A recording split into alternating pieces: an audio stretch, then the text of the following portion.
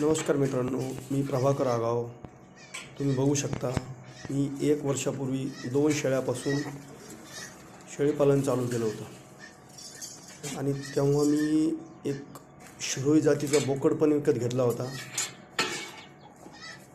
आणि त्याच्यानंतर काही मी पाठी पण विकत घेतल्यामुळं आता माझ्या शेळ्यांची संख्या 10+ झाली आहे टोटल मिळून. आणि हे बघू शकता तुम्ही, बघा ते शिरोई बोकडनी आपण ह्या गावरान शेळीला क्रॉस केलं होतं. त्याचं आपल्याला पहिलं उत्पन्न पण भेटलेलं आहे. बघू शकता तुम्ही, मस्त क्वालिटीचं 2 बोकड झाले आहे शेळीला. आजच शेळी वेलेली आहे, मस्त आहे एकदम. बकराचं वजन पण मस्त हे झालेलं आहे. बघा बघू शकता तुम्ही, बोकड पण मस्त झालेला आहे, एकदम मस्त बोकड झाला आहे. 2 वर्षाचा नाही झाला अजून, हा 2 वर्षाचा होईलच एक. बघू